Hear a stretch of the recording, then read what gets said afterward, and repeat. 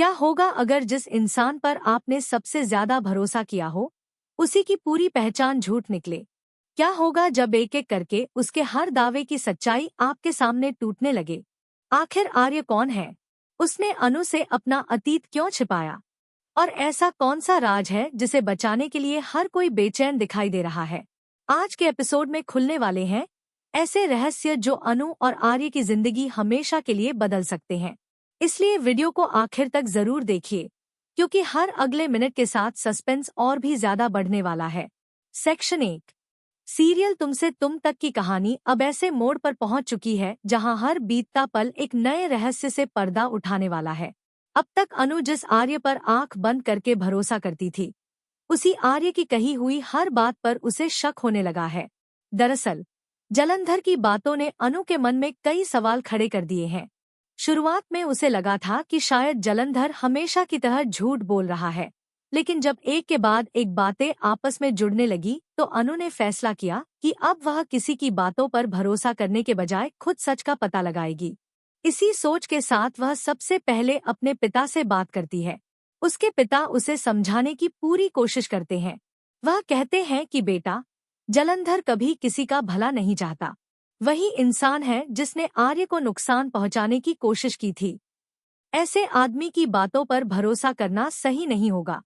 लेकिन अनु का दिल अब मानने को तैयार नहीं होता। वह अपने पिता से कहती है कि उसे पता है जलंधर अच्छा इंसान नहीं है, लेकिन कुछ सवाल ऐसे हैं जिनके जवाब उसे हर हाल में चाहिए। अगर उसने आज सच जानने की कोशिश नहीं की तो शायद जिंदगी भर पछताना पड़ेगा। बस यही सोचकर अनु अकेले ही निकल पड़ती है उस जगह की तलाश में जिसका जिक्र आर्य ने कई बार किया था। आर्य ने उसे बताया था कि वह पहले गीता कॉलोनी में रहता था और वहीं से उसकी जिंदगी बदली थी। अनु पूरे विश्वास के साथ गीता कॉलोनी पहुंचती है, लेकिन वहां पहुंचते ही उसके पैरों तले जमीन खिसक जाती है। वह आसपास के लोगों से पूछती है कि यहाँ पहले कोई ऐसी जगह थी जहां आर्य रहता था या काम करता था, लेकिन हर किसी का जवाब एक जैसा होता है। कोई भी उस जगह के बारे में नहीं जानता। अनु को यकीन नहीं होता कि आखिर ऐसा कैसे हो सकता है। उसे लगता है शायद वह गलत जगह आ गई है, लेकिन जब वह बार बार हर गली और हर मोड़ पर पूछताछ करती है, तब भी उसे वही जवाब मिलता है। अब उसके मन का शक और गहरा हो जाता है। इसके बाद उसे याद आता है कि आर्य ने एक लकड़ी के कारखाने का भी जिक्र किया था। उसने कहा था कि उस कारखाने के मालिक गुलाबचंद की अचानक मौत हो गई थी और उसके बाद उसने पूरा कारोबार संभाला था। यही सोचकर अनु उस जगह पहुंच जाती है जहां उसे वह कारखाना होने की उम्मीद होती है, लेकिन वहां का नजारा देखकर उसके होश उड़ जाते हैं। वहां कोई बड़ा कारखाना नहीं, बल्कि कई सालों से बंद पड़ी एक छोटी सी अलमारी की दुकान दिखाई देती है। अनु हैरान होकर वहां मौजूद व्यक्ति से पूछती है, क्या यहाँ पहले कोई अलमारी का कारखाना था? वह आदमी साफ शब्दों में जवाब देता है, नहीं, यहाँ कभी कोई कारखाना नहीं था। यह सिर्फ एक छोटी सी दुकान थी जो कई सालों से बंद पड़ी है। अनु का दिल जोर जोर से धड़कने लगता है। फिर वह उससे पूछती है, क्या यह दुकान आपकी है? तो क्या आप ही गुलाबचंद जी हैं? लेकिन सामने वाला व्यक्ति गुस्से में कहता है, कौन गुलाबचंद? मैं किसी गुलाबचंद को नहीं जानता और यह दुकान मेरी है।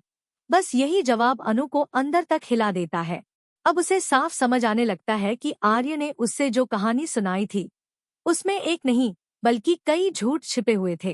जिस मालिक की मौत की कहानी सुनाई गई थी, वह कहानी ही झूठी निकलती है। जिस कारखाने की बात हुई थी, वह कभी था ही नहीं। और जिस जगह को आर्य अपनी जिंदगी का हिस्सा बताता था, वहां उसका कोई नामो निशान नहीं मिलता। अनु की आंखों के सामने जैसे भरोसे की पूरी दुनिया टूटने लगती है, लेकिन उसे बिल्कुल भी अंदाजा नहीं होता कि उसकी हर हरकत पर कोई नजर रखे हुए है। दूसरी तरफ झंडे काफी देर से अनु का पीछा कर रहा होता है। वह अनु की हर बातचीत, हर सवाल और हर चेहरे के बदलते भाव को अपने मोबाइल में रिकॉर्ड कर लेता है। उसे समझ आ जाता है कि अनु अब सच के बहुत करीब पहुंच चुकी है। अगर उसने अभी आर्य को खबर नहीं दी तो सारे राज खुल सकते हैं। बिना एक पल गवाए झंडे तुरंत आर्य को फोन करता है और घबराई हुई आवाज में पूछता है, क्या तूने कभी अनु को गीता कॉलोनी या अपने पुराने ठिकाने के बारे में कुछ बताया था? क्योंकि वह यहाँ आकर हर जगह पूछताछ कर रही है। यह सुनते ही आर्य के चेहरे का रंग उड़ जाता है। कुछ पल के लिए वह बिल्कुल शांत हो जाता है। फिर धीरे से कहता है, एक बार मैंने उसे उस जगह के बारे में बताया था। बस इतना सुनते ही दोनों समझ जाते हैं कि अब मामला हाथ से निकलता जा रहा है। आर्य को एहसास हो जाता है कि अगर अनु ने थोड़ी और जांच की तो उसका पूरा अतीत दुनिया के सामने आ जाएगा। घबराया हुआ आर्य तुरंत घर लौटने का फैसला करता है, लेकिन इस बार उसके मन में प्यार नहीं, बल्कि डर और बेचैनी है। उसे डर है कि अनु अब उससे ऐसे सवाल पूछेगी जिनका उसके पास कोई जवाब नहीं होगा। घर पहुंचते ही वह अनु से नाराजगी जताते हुए कहेगा, अगर तुम्हें मुझ पर भरोसा नहीं था तो सीधे मुझसे पूछ लेती। मेरे पीछे जाकर सच क्यों ढूंढने लगी? लेकिन इस बार अनु भी चुप रहने वाली नहीं है। वह बेहद शांत लेकिन मजबूत आवाज में जवाब देगी, मैंने आपसे पूछा था कि राजनंदिनी की मौत कैसे हुई थी, लेकिन आपने मुझे कुछ नहीं बताया। जब आपने सच छिपाया, तब मेरे पास खुद सच्चाई तलाशने के अलावा कोई रास्ता नहीं बचा। अनु की यह बात सुनकर आर्य पूरी तरह निरुत्तर हो जाएगा, क्योंकि उसे समझ आ जाएगा कि अब झूठ ज्यादा दिनों तक नहीं टिकने वाला। उसके अतीत के सारे बंद दरवाजे धीरे धीरे खुलने लगे हैं, और अब वह दिन दूर नहीं जब अनु के सामने आर्य, झंडे और राजनंदिनी से जुड़ा हर राज उजागर हो जाएगा। लेकिन सबसे बड़ा सवाल अभी भी यही है कि क्या अनु सही समय पर पूरे सच तक पहुंच पाएगी, या फिर आर्य और झंडे मिलकर एक बार फिर उससे सच्चाई छिपाने में कामयाब हो जाएंगे।